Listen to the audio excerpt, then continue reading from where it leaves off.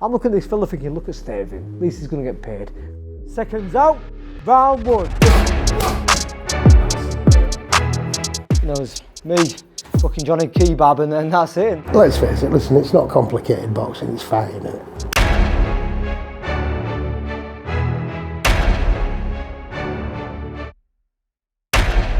What does this one mean to you? It's the biggest one today.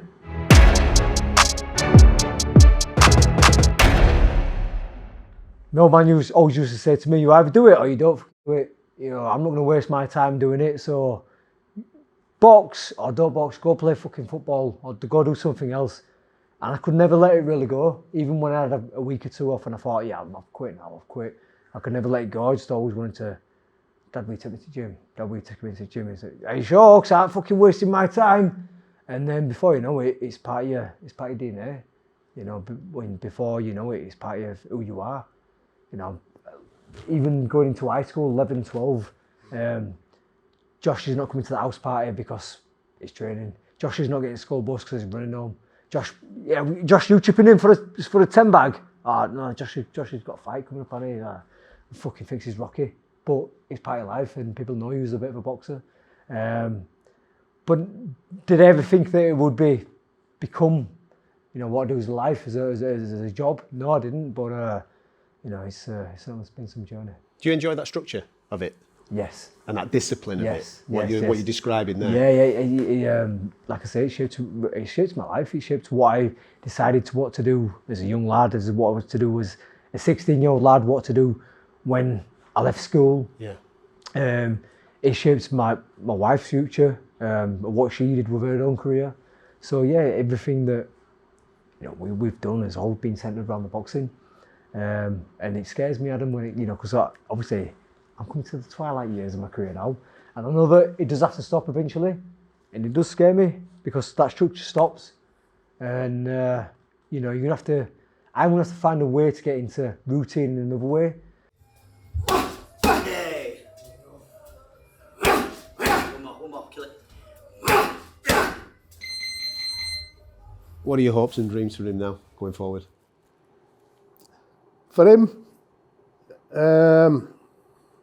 obviously we want to get that win next week. But really, after recent experiences I've had myself, is that they both come out and they both come out okay. That's main. Forget all niggle, forget all spite, forget all little snide remarks and little digs. So lads off council estates that have done well, aren't they? You know what I mean? And what you really want is you want them both to get out. You want them both to get out uninjured, with everything still about them, and be content with what they've done. And that's what I really want. Be happy with achievements. You know what I mean? Because you've done well. We only wanted a British title when we started, and he's gone way, way past that. You know what I mean? So yeah, I'll be happy. I just want him to be content, really. You know what I mean? Do you think he will? Do you think he'll get there? No, it's a fucking head, isn't it? It's his head. I was only on about this over week. One time I went down to Ellen Road, and we'd been beat. We're in League One, driving away from ground, and me and my pal getting some fuel up, and a car pulls up at the side, and at the time I A-star striker Ross McCormack. So we both fucking, who's going asking for a picture? Rock, paper, scissors, he fucking beat me. So I gets out, Ross, hi pal, can I get a picture? My pal's like, it's good for your socials, and at the time I was like too embarrassed to do all that stuff. And I went, Ross, I'm a boxer as well. I'm named Josh Warrington, and I'm fighting. I've just won English title. I'm fighting Leeds Town Hall. Do you mind getting a picture of the post? I went, yeah, of course. Who would you take a fight with? And then he started following me on Twitter. So fucking Ross is following me. I'm fucking hell, Ross McCormack follows me. Fucking hell. Going back to work next day. Fuck, look at this. Follows me. And then he slid in my DM and said, oh, let me know if you want to help promote your fight on the down at Ellen Road. We'll put you in contact with a media manager. So put me in contact with a fella called Paul Jews. And next minute, I'm on fucking pitch at half time, like parading my belt away, my title. So all of a sudden, people are saying, I've seen you on pitch. Where can I get tickets from? And it kind of just snowballed from there. And then, you know, before you know it, you've got the club behind you. You've got people Leeds behind you, and you know, grew from there. You've made some big decisions as well regarding promotion. There was that switch just before, obviously, you get your opportunity to fight for your world title. There was a lot made of it at the time. Talk me through it from your own head, because you were with Matchroom. Yes. You flipped to Queensberry. Yeah. And then obviously the world title came off the back of that. Yeah. At the time I was out of contract, and I think a few people got a sniff of that. And, you know, phoned my old man, phoned my manager Steve. We had a chat amongst each other, and there was a lot of ambition. And it felt like, you know, Matchroom at the time were just starting to really blow up with AJ. So their heads were all over the place. They were fucking running boxing at the time. Yeah. You know, before Frank got a kick up with the ass. So, you know, we went and had a chat with Frank, and that was it. And Frank seemed to be hungry, shall we say. You know, he'd spoken to my old man, he'd spoken to my dad. You know, he'd had a plan about wanting to make the world title fight happen, and we were going to be the forefront of Queensberry promotions. And I felt like for a number of years we were, and that's it. And that materialised very, very quickly. Within a really short period of time, the world title fight is delivered, and you're doing it at Ellen Road. Yeah. Well, you know, fair play to Frank Warren, because at the time he had said that I'll try and make me to do best and make it happen, and he did.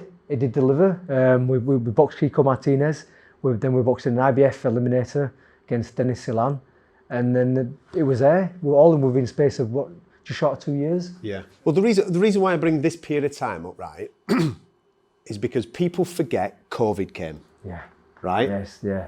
The momentum that you were in at that time was astronomical. Yeah. And it felt like, right, this Leeds thing is now going to Vegas, or it's going to New York, or it's going that way. Yeah. COVID came and kind of put a little bit of a halt to that. How much did that mess you up? Fucking hell, mate. Like, it was, I stay in the gym because we know we're an elite sport, so we're allowed to tick over, but we're only sparring amongst ourselves. And then we was, you know, threatened to go to Eddie's back garden a fair few times, and this, that and the other came about, and we're going to be September, and then it was going to be October, November. And they said, right, we've got this date, Kanju's pulled out, we're going to move it to 8 weeks later. But just still want to have the date. I had a chat with my old man, I had a chat with my manager. Well, you haven't been in ring for 15 months. Yeah. You probably could do with it, yeah. Right, try finding opponents. He's declined. Fucking hell, everyone in top 10's declined. Chance for the world title, well, they want longer time, they want more of a camp. They all know it's a big task. Right, we've got you an opponent, who is it? Like Mauricio Lara, fucking some Mexican. I think he's ranked like fucking 70th or something like that, right? Okay. Fucking goes down there into a bubble, spends a week there. Stood waiting to go on stage. Eddie comes behind me, slaps me on the leg, says, get a job done. We're going to announce you versus Kanju after this. So just get this done. Yeah, right, okay, Eddie. I'm already thinking this is given. Get on the stage. I predicted it was pumping out, but I'm looking around, and where normally I meet people's eyes and faces and my body floods with adrenaline, all I can see is masks. Yeah. And fucking face masks and stuff like that, and like getting ring, you can hear a fucking pin drop. My dad's going, I can't hear a fucking single thing he's saying because he's got a mask on himself. Seconds out, round one, go out to the middle of the ring. Normally my body's flooded with adrenaline, I'm pumped, I'm fucking ready to kill some guy. I'm looking at this fella thinking, look at the state of him, at least he's going to get paid. Go out to first round, bang! Fuck me, that was sharp. Bang! Bang, bang! Fucking hell, this kid can hit a bit. Fucking get yourself into it. Fucking fuck all into my shot. Bam, bam, bam! Fucking hell, go back to first round. My old man's like, listen, better wake up a bit. Fucking hell, what's up with you? You started a bit slow there. Before no, we're in fourth round. Bam, bam, bam! Fucking, I'm down. Looking at fucking lights. What the fuck is going on? Was that first time as a pro? First time ever in anything. Sparring. I'd never been buzzed. I'd never been down as fucking, as an amateur. I'd never fucking touched the canvas. And I'm on my fucking back behind closed doors. You could hear a pin drop in there. I get up, go back to corners, I'm fucking survive round, go back to corner. My dad's never seen me like that, so I'm unsure if he knows what's fucking saying to me. Anyway, I still think, yeah, just gonna fucking bite down Gum Shield. This next round, I'm gonna get to him, He started to slow a bit. Round 9, bam, bam, bam. I'm down again. I don't even know what it is with, but I'm down again. 1, 2. Next minute, I go to sit up. Fucking Howard Foster's pulling my gum shield out. It's done. Howard, I'm all right. It's done, Josh. It's done. Fucking hell, I've been knocked out. I fucking got told that I'd broken some bones inside my skull, which they only see in car crashes. Because he hit me that hard, the force had gone through my jaw and everything else, and broke parts inside my skull. Been discharged, no blades of brain, nothing like that. Come back to, I had to drive back because I just wanted to go home. Long drive back home in the fucking minibus. Gets back to Leeds about 7:30 on fucking Sunday morning. Walks in, my daughters are coming downstairs. Daddy's home, Daddy's home. Fucking, my face is like this. My eyes swollen. I couldn't even speak. I went on fucking sat sofa. They were at a stage where they knew that something went right. What's wrong with Daddy? Fuck mate, most heartbreaking days ever. That night I cried fucking for hours on end because I felt like I'd let them down. Just never mind myself and my career, but like fucking hell, I went just for their birthday. I'd support their birthday. But fuck me, what a low point in my career. But fucking bit of a realisation of how hard this sport can be. Again, at the time, I'd never been fucking down on canvas. I'd never been hurt. I'd never been buzzed in a fight like that. And then when you do come back around, you know, I wouldn't world title again, but I also break my jaw in process. So again, you know, little things like that, just they chip away at you. Yeah. They chip away at the mentality, and then you maybe carry other stuff into camp that you might not have carried in before, and you just go straight into camp. You know, you've had a loss or whatever, but I just jump back on the horse without maybe pinpointing. Dealing with the problem. Exactly. It's not like you've got 10 other men on pitch with you at the same time. You know, there's me, fucking Johnny Kebab, and that's it. And, you know, sometimes it's harsh. You just got to get on with it, but there is only factors that you can deal with yourself. What does this one mean to you? It's the biggest one to date. Obviously, you know, when it's all said and done, you might change your answer in a few years' time, but where I am now in this position, in this moment in time, Adam, sat talking to you in the beautiful city of Garforth, Leeds, you know, it's the biggest one to date. What do you have to do differently then, this time around? Be more composed, be more switched on. Where's the challenge, do you think, in what you see? The skill set that he brings to the ring, where's the challenge? What does he do well? He's tough. I'm never going to knock him for that. He's a tough bastard. I hit him plenty of times in that fight, and maybe chances I let him go away with it. And he kept on coming. He's, you know, his desire and his heart is never not going to be questioned. You know, he's been in some hard fights and he's come back through. Obviously, he's got to dig, but everybody's got to dig at this level. Everyone's got a you know, power in the punch where you have to respect that. I feel that in what he lacks in his own boxing brain makes up by listening to the corner. And what I mean by that is, like, he'll follow the exact instructions right down to a T. He won't do anything for his own back. But then again, they could get it wrong. You know, and then obviously that's Ben Davidson's head against me, like Sean O'Hagan's head. So, you know, that's one aspect.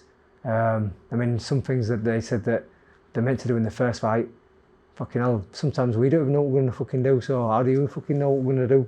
But yeah, I just need to be concerned with what I do, Adam. He's only going to get opportunities of what I present him. Anything else, you know, I don't believe he can create. You're looking forward to an away day? Always. But, you know, when I look at some of the biggest, like, big fights where my career turned, English title, away from home, lads' backyard. Commonwealth title, away from home, lads' backyard. And this one, where I feel like the last roll of the dice. This may be the start of the last chapter for journeys for a third world title. All might start here. When I've spoken to you in the past building up to fights, there's always been the narrative of where this could lead to, what comes next, maybe American, all this type of stuff. It doesn't feel like that is a line of questioning that's warranted with this particular one, because it feels like when I'm speaking to you that there's only one thing in your head right now. That's correct. I mean, I'm not even wasting energy about what could potentially happen after. It's like, no, it's all on this one. So I'll fully focus on this one. And again, I have been guilty of it in the past. After this one, we've got this one. After this one, you could go on to that one. No, fuck that. Let's deal with this first. 100% focus on this, and that's it. Best luck, mate. Thanks, Top man.